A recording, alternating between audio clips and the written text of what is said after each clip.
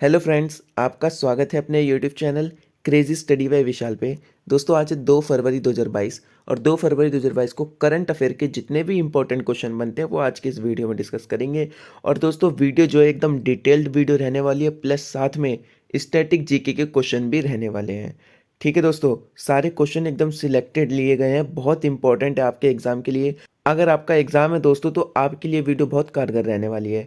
आप चाहे किसी भी एग्जाम की तैयारी कर रहे हो, यूपीएससी की तैयारी कर रहे हो, चाहे एसएससी की तैयारी कर रहे हो, चाहे दोस्तों आप बैंक के एग्जाम की कर रहे हो या आरआरबी की, ग्रुप डी की या फिर एनटीपीसी की, हर एग्जाम में कारगर है। और सबसे ज़्यादा जो एसएससी सीजीएल के 2020 के बच्चों की एग्जाम है 2 महीने बाद, उनके लिए दोस्तों ये सबसे ज़्यादा कारगर है। तो आपको जो है ये वीडियो पूरी ध्यान से देखनी है और इम्पोर्टेंट क्वेश्चन को अपनी नोटबुक में नोट कर लेना है। तो चलिए शुरू करते हैं अपनी आज की वीडियो बिना किसी देरी के। और वीडियो शुरू करने से पहले दोस्तों, अगर आप हमारे चैनल पर नए हैं तो उसको सब्सक्राइब कर देना और ये बेल आइकॉन प्रेस कर देना ताकि आने वाली सारी वीडियो आप तक पहुंच सके। और दोस्तों, वीडियो पसंद आए तो उसको लाइक करना और लास्ट में अपना फीडबैक देना मत भूलना। तो फर्स्ट क्वेश्चन है, हाल ही में किस मंत्रालय ने सेहत योजना के तहत दवाओं की फ्री होम डिलीवरी शुरू की है?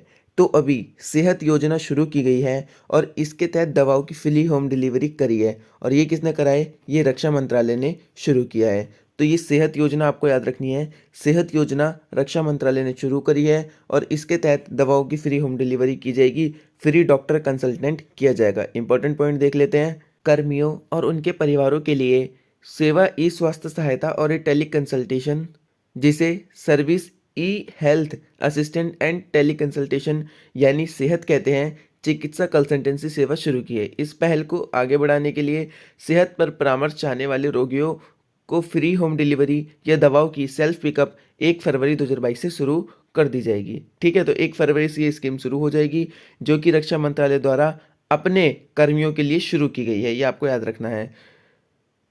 अब उसके बाद देखते हैं टॉप 5 रिसेंट स्कीम, देखते हैं जो अभी वर्तमान में आई है। तो सबसे पहले भारत और आसियान ने डिजिटल कार्य योजना 2022 को शुरू किया है। ठीक है, प्लेटिना फिक्स डिपॉजिट योजना जो उज्जीवन स्मॉल फाइनेंस बैंक ने शुरू की है ना। उसके बाद आयुष मंत्रालय ने वैश्विक सूर्य नमस्कार कार्यक्रम का आयोजन किया था। ठीक है, उसके बाद आंध्र प्रदेश में जगन्नाथ स्मार्ट टाउनशिप योजना शुरू की गई है ना। उसके बाद आरपीएफ ने खोए हुए सामान के लिए मिशन अमानत लॉन्च की है। ठीक है, वर्तमान में रक्षा मंत्रालय के मंत्री राजनाथ सिंह होंगे, तो ये भी आपको याद रखना है। नेक्स्ट क्वेश्चन है, हाल ही में किसने पंडित जसराज कल्चर फाउंडेशन का शुभारंभ किया है?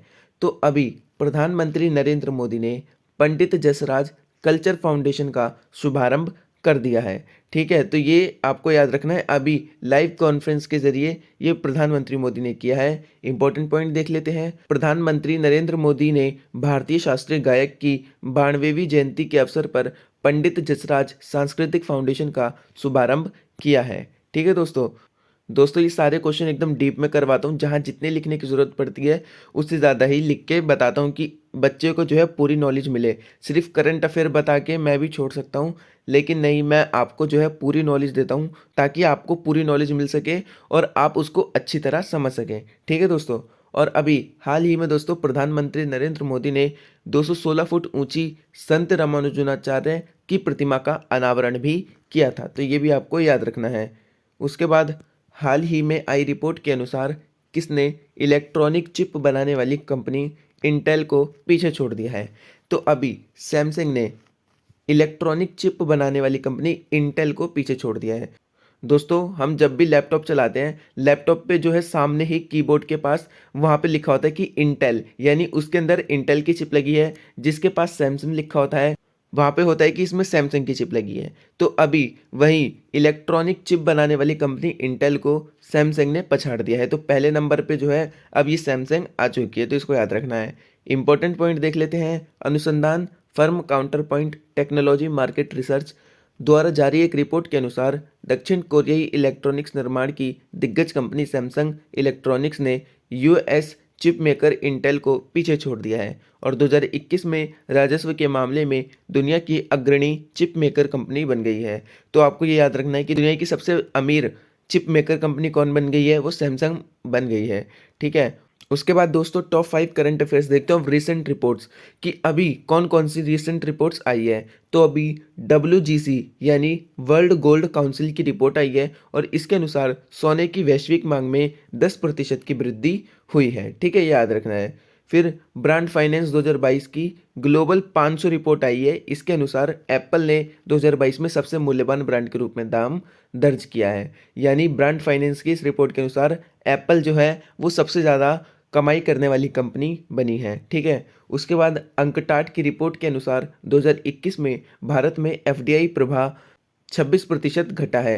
तो ये भी आपको याद रखना है, ये इंपॉर्टेंट है दोस्तों, तो इसको जो है थोड़ा इंपॉर्टेंट मार्क कर लेना। ठीक है, उसके बाद फोर्ब्स 2021 की रिपोर्ट के अनुसार सर्वाधिक कमाई वाली महिला नाओमी ओसाका बनी है। ठीक है, उसके बाद हाल आई रिपोर्ट के अनुसार 10 वैश्विक हवाई अड्डों की सूची में चेन्नई हवाई अड्डा जो है वो शामिल हुआ है।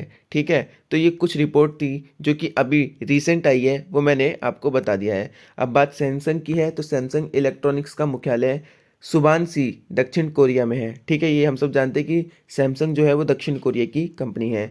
उसके बाद सैमसंग इलेक्ट्रॉनिक्स के संस्थापक हैं ली व्यूंग चुल। ठीक है, उसके बाद सैमसंग इलेक्ट्रॉनिक्स की स्थापना की गई थी 13 जनवरी 1969 को। ठीक है, सैमसंग इलेक्ट्रॉनिक्स के CEO कौन कौन है? एक है किम यून सुक, दूसरा है किम की नाम और तीसरा है कोह डोंग जिन। तो ये 3 लोग जो है अभी वर्तमान में सैमसंग इलेक्ट्रॉनिक्स के CEO है। तो ये आपको याद रखना है। नेक्स्ट क्वेश्चन है, हाल ही में किसने टाटा स्टील शतरंज 2022 चैंपियनशिप जीती है? तो अभी फैबियान कारुआन को हरा के मैग्नस कार्लसन ने टाटा स्टील शतरंज 2022 जो है ये चैंपियनशिप जीत ली है। तो ये आपको याद रखना है कि किसको हरा है? फैबियानो कारुआन को हरा के मैग्नस कार्लसन ने ये टाटा स्टील शतरंज चैंपियनशिप 2022 जीत ली है। इंपॉर्टेंट पॉइंट देखते हैं, विश्व champion grand master Magnus Carlsen ने विजिक आंजी नीदरलैंड में एक राउंड शेष रहते जीत हासिल कर ली है। ठीक है, उसके बाद विश्व चैंपियनशिप ने GM फैबियानो कारुआन को हराया और अब 2022 टाटा स्टील शतरंज टूर्नामेंट में एक पूर्ण अंक से आगे हैं। यह उनकी 8वीं जीत थी जो एक अनूठी उपलब्धि थी।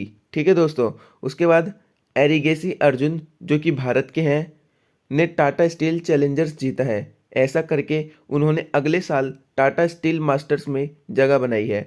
टाटा स्टील शतरंज टूर्नामेंट का 85वां संस्करण 13 से 29 जनवरी 2023 में आयोजित किया जाएगा। यानी ये टाटा स्टील से संबंधित है। टॉप 5 करंट अफेयर देख लेते हैं दोस्तों टूर्नामेंट विनिंग के, कि हाल ही में कौन कौन से टूर्नामेंट किसने जीते हैं। तो अभी 9वीं महिला राष्ट्रीय आइस हॉकी चैंपियनशिप लद्दाख राज्य ने जीती है। ठीक है, Syed Modi international badminton tournament ये PV सिंधु ने जीता है, ये आपको याद रखना है। उसके बाद सर्वश्रेष्ठ फीफा पुरस्कार खिलाड़ी का खिताब किसने जीता है? तो ये रॉबर्ट लेवांडोस्की ने जीता है सर्वश्रेष्ठ फीफा खिलाड़ी का खिताब। उसके बाद इंडिया ओपन 2022 में अपना पहला सुपर 500 खिताब लक्ष्य सेन ने जीत लिया है। ठीक है, उसके बाद Sydney tennis classic tournament Aslan Karatsev ने जीता है। तो ये भी आपको याद रखना है। नेक्स्ट क्वेश्चन है, हाल ही में RBI ने किस बैंक पर प्रतिबंध लगाया है? तो अभी RBI ने Indian mercantile cooperative bank limited इस पर जो है प्रतिबंध लगा दिए हैं। कुछ प्रतिबंध लगाए हैं दोस्तों, मैं बताता हूँ कि क्या क्या लगाए हैं। इंपॉर्टेंट पॉइंट में दोस्तों, भारतीय रिजर्व बैंक ने Indian mercantile cooperative bank Lucknow पर निकासी पर 1 लाख रुपए की सीमा सहित कई प्रतिबंध लगाए हैं। प्रतिबंध 28 जनवरी 2022 को व्यावसायिक घंटों के बंद होने के बाद से लागू हुआ है। ठीक है दोस्तों, RBI ने कहा कि लखनऊ स्थित सहकारी बैंक उसकी पूर्व स्वीकृति के बिना कोई ऋण और अग्रिम प्रदान या नवीनीकृत नहीं करेगा या कोई निवेश नहीं करेगा। प्रतिबंध 6 महीने के लिए लागू रहेंगे और समीक्षा के अधीन हैं। ठीक है दोस्तों, 6 महीने के लिए प्रतिबंध लगाए हैं कि वो ना कोई ऋण दे पाएगा है ना कोई निवेश कर पाएगा, और 1 लाख रुपए का जुर्माना लगाया है लखनऊ में स्थित Indian mercantile cooperative bank limited पर। ठीक है, अब RBI की बात है, तो RBI की फुल फॉर्म होगी the reserve bank of India. इसकी स्थापना 1 अप्रैल 1935 को की गई थी। इसका मुख्यालय पहले कलकत्ता में था, लेकिन बाद में इसको शिफ्ट कर दिया गया और मुंबई में ले जाया गया। ठीक है। वर्तमान में इसके गवर्नर है वह शक्तिकांता दास, और शक्तिकांता दास 25वें नंबर के गवर्नर हैं।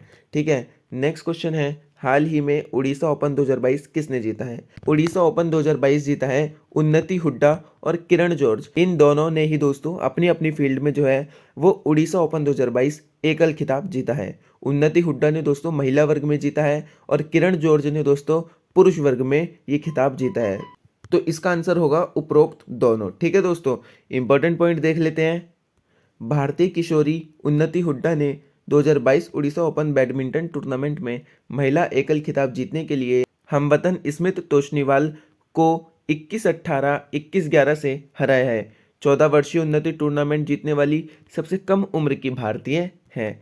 ठीक है दोस्तों, उसके बाद पुरुष एकल में भारत के 21 वर्षीय किरण जॉर्ज ने प्रियांशु राजावत को 21-15, 21-14 और 21-18 से हराकर विजेता बन गए हैं। ठीक है दोस्तों, 2022 ओडिशा ओपन एक BWF सुपर 100 टूर्नामेंट है जो जवाहरलाल नेहरू इंडोर स्टेडियम कटक उड़ीसा में आयोजित किया जाता है। तो ये भी आपको याद रखना है। बात उड़ीसा की है तो उड़ीसा की राजधानी भुवनेश्वर होगी। इसकी स्थापना दोस्तों 1 अप्रैल 1936 में कर दी गई थी। वर्तमान में यहाँ के मुख्यमंत्री नवीन पटनायक हैं और अभी यहाँ के राज्यपाल गणेशी लाल हैं। तो ये भी आपको दोस्तों याद रखना है। नेक्स्ट क्वेश्चन है, हाल ही में किसने 1 फरवरी 2022 को वित्त वर्ष 2022-23 के लिए बजट पेश किया है? तो अभी जो बजट पेश किया है 1 फरवरी को 2022-23 के लिए वो वित्त मंत्री निर्मला सीतारमण ने किया है। तो इसका राइट आंसर होगा बी, वित्त मंत्री निर्मला सीतारमण। दोस्तों कल के दिन जो है वित्त मंत्री निर्मला सीतारमण ने भारत का बजट 2023 के लिए पेश किया है। इंपॉर्टेंट पॉइंट देख लेते हैं। केंद्रीय वित्त मंत्री निर्मला सीतारमण लोकसभा में पेश कर रही हैं केंद्रीय बजट 2022-23। कोरोना काल में दूसरी बार और लगातार चौथी बार निर्मला सीतारमण बजट पेश कर रही है। केंद्रीय बजट एक वार्षिक वित्तीय रिपोर्ट है जिसमें सरकार द्वारा सतत विकास और विकास के लिए अपनाई जाने वाली भविष्य की नीतियों को रेखांकित करने के लिए आगामी वित्तीय वर्ष की आय और व्यय का आकलन किया जाता है। ठीक है दोस्तों, उसके बाद पिछली बार की तरह इस बार भी बजट पेपरलेस होगा और बजट बहुत कम प्रतियों में छपा होगा। वित्त मंत्री संसद में बजट पेश करते समय टैब पर भाषण पढ़ रही थी। ठीक है दोस्तों, सरकार ने वित्त वर्ष 2022-23 के लिए यानी जो फाइनेंशियल ईयर 2023 लगेगा में भारतीय अर्थव्यवस्था 8 से 8.5% दर से बढ़ने का अनुमान लगाया है। ठीक है दोस्तों, तो आपको ये चीज़ याद रखनी है कि भारत ने जो अर्थव्यवस्था है वो 8 से 8.5% की दर से बढ़ने का अनुमान लगाया है 2022-23 के लिए। ठीक है, अब दोस्तों टॉप 5 स्टैटिक पॉइंट्स देख लेते हैं बजट के लिए, यानी बजट से संबंधित कुछ मिसलेनियस प्रश्न जो एग्जाम में पूछे जाते हैं। सबसे पहला है, भारत का बजट भारतीय संविधान के अनुच्छेद 112 में वर्णित है। ठीक है दोस्तों, तो भारतीय संविधान में दोस्तों अनुच्छेद 112 है, उसी में दोस्तों बजट को वर्णित किया गया है। और ये किस नाम से वर्णित है? ये वार्षिक वित्तीय विवरण के नाम से भारतीय संविधान में वर्णित है। ठीक है, भारत के संविधान में कहीं भी बजट नाम नहीं यूज किया गया है, उसमें भारत का वार्षिक वित्तीय विवरण नाम यूज किया गया है। ठीक है, उसके बाद भारत का बजट भारत सरकार के वित्त मंत्रालय के आर्थिक मामलों के विभाग द्वारा बनाया जाता है। ठीक है दोस्तों, अगर आपसे पूछे कि भारत का बजट किसके द्वारा तैयार किया जाता है तो सबसे पहले आप वित्त मंत्रालय लगाएंगे। अगर उसमें वित्त मंत्रालय नहीं है तो उसमें ये वाला ऑप्शन जरूर होगा, आर्थिक मामलों के विभाग द्वारा बनाया जाता है। ठीक है दोस्तों, उसके बाद भारत का पहला बजट वर्ष 1860 में जेम्स विल्सन द्वारा पेश किया गया था। ठीक है, स्वतंत्र भारत का प्रथम बजट R.K. षणमुगम शेट्टी जो स्वतंत्र भारत के पहले वित्त मंत्री रहे थे द्वारा 26 नवंबर 1947 को पेश किया गया था। बजट पेश करने वाली प्रथम महिला इंदिरा गांधी थी। इन्होंने 1970 का बजट पेश किया था। ठीक है दोस्तों, मोरारजी देसाई ने इस वर्ष जो है रिजाइन दे दिया था, तो इसी वजह से इंदिरा गांधी प्रधानमंत्री थी और इन्होंने ही ये बजट पेश किया था। ठीक है, सबसे ज़्यादा बजट पेश करने वाले कोई व्यक्ति हैं तो वो मोरारजी देसाई हैं। ठीक है दोस्तों, इन्होंने 10 बार जो है बजट पेश किया है सबसे ज़्यादा, और अपने जन्मदिन पर यानी 29 फरवरी को भी इन्होंने बजट पेश किया था। ठीक है दोस्तों, प्रथम रेलवे बजट 1924 में जॉन मथई द्वारा पेश किया गया था तथा अंतिम रेल बजट वर्ष 2016 में सुरेश प्रभु द्वारा पेश किया गया था। दोस्तों, वर्ष 1924 से ही रेल बजट और भारत का बजट दोनों अलग अलग पेश किए जाते थे, लेकिन वर्ष 2016 में इसको ख़त्म कर दिया गया है। अब जो है रेल बजट और भारत का बजट, ये दोनों यानी एक ही बजट आएगा, अलग अलग बजट नहीं आएगा। ठीक है दोस्तों, तो ये आपको याद रखना है। नेक्स्ट क्वेश्चन देख लेते हैं, हाल ही में किसने यूपीआई सुरक्षा और जागरूकता सप्ताह की घोषणा की है? तो अभी एनपीसीआई ने यूपीआई सुरक्षा और जागरूकता सप्ताह की घोषणा कर दी है, तो ये आपको याद रखना है। इंपॉर्टेंट पॉइंट देख लेते हैं, भारतीय राष्ट्रीय भुगतान निगम, national payments corporation of India NPCI द्वारा और यूपीआई पारिस्थितिकी तंत्र प्रमुख बैंकों और फिनटेक सहित ने उपभोक्ताओं के बीच जागरूकता पैदा करने के लिए यूपीआई सुरक्षा और जागरूकता सप्ताह जो है इसकी घोषणा कर दी है।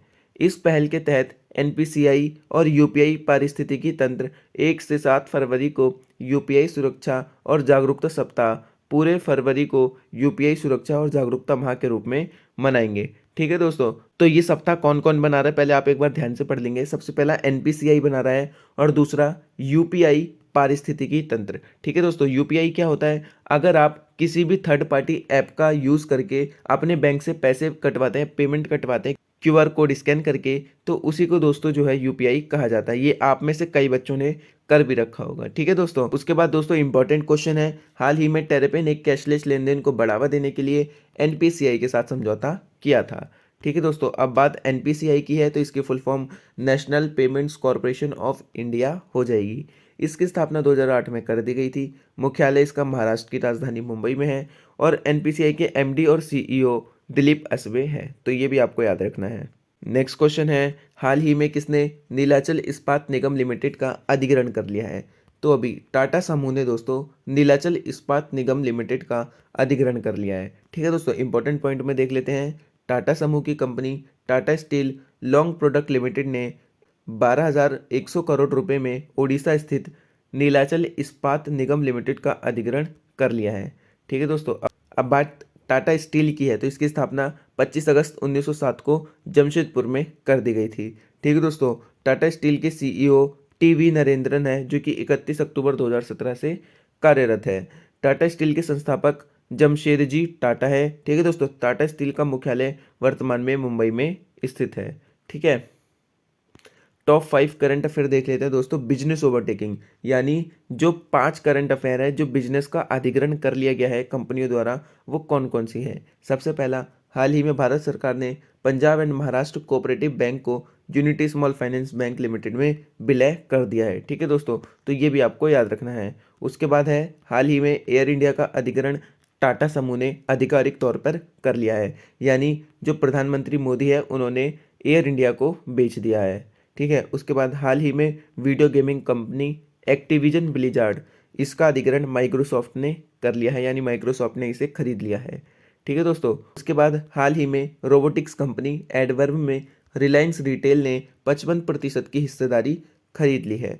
ठीक है दोस्तों, उसके बाद हाल ही में इजरायली साइबर सुरक्षा स्टार्टअप सिंप्लीफाई का अधिग्रहण $500 मिलियन में गूगल ने कर लिया, यानी गूगल ने सिंप्लीफाई को खरीद लिया है। तो ये सब आपको याद रखना है। नेक्स्ट क्वेश्चन है, हाल ही में किसने world games athlete of the year पुरस्कार 2021 जीता है? तो अभी world games athlete of the year 2021, जो कि काफ़ी इंपॉर्टेंट क्वेश्चन है, ये आपको इंपॉर्टेंट मार्क करके लिखना है, और ये PR श्रीजेश ने जीता है। तो राइट आंसर PR श्रीजेश होगा। ठीक है दोस्तों, इंपॉर्टेंट पॉइंट देख लेते हैं, हाल ही में भारतीय पुरुष हॉकी खिलाड़ी PR श्रीजेश ने 2021 के world games athlete of the year का पुरस्कार जीता है। वह ये पुरस्कार जीतने वाली रानी रामपाल के बाद दूसरे हैं। ठीक है, सबसे पहले रानी रामपाल ने जीता था, उसके बाद इन्होंने। 2020 में भारतीय महिला हॉकी कप्तान रानी रामपाल को 2019 में अपने प्रदर्शन के लिए सम्मान जीतने वाली पहली भारतीय महिला बन गई थी। ठीक है दोस्तों, तो ये थे दोस्तों आज के करंट अफेयर 2 फरवरी 2022 के, जो कि मैंने आपको सारे करवा दिए हैं। ठीक है दोस्तों मेरी यहाँ पे आपसे रिक्वेस्ट है, अगर आप हमारे चैनल पर नए हैं तो उसको सब्सक्राइब कर देना, और जो बच्चे इस वीडियो को देख रहे हैं वो ज़्यादा से ज़्यादा अपने दोस्तों में शेयर करना, क्योंकि दोस्तों मैं इतनी मेहनत कर रहा हूँ आपके लिए, तो थोड़ा सा फल जो है उसका मेरे को मिलना चाहिए। ठीक है दोस्तों, तो अपने दोस्तों में इसको शेयर करना। दोस्तों वीडियो पसंद आई हो तो उसको लाइक करना, और कल से दोस्तों आपके लिए जो है मैं क्वेश्चन दूंगा, कुछ क्वेश्चन दूंगा जिसके आंसर आपको कमेंट बॉक्स में कमेंट करके लिखने होंगे। ठीक है दोस्तों, मिलते हैं नेक्स्ट वीडियो में। धन्यवाद।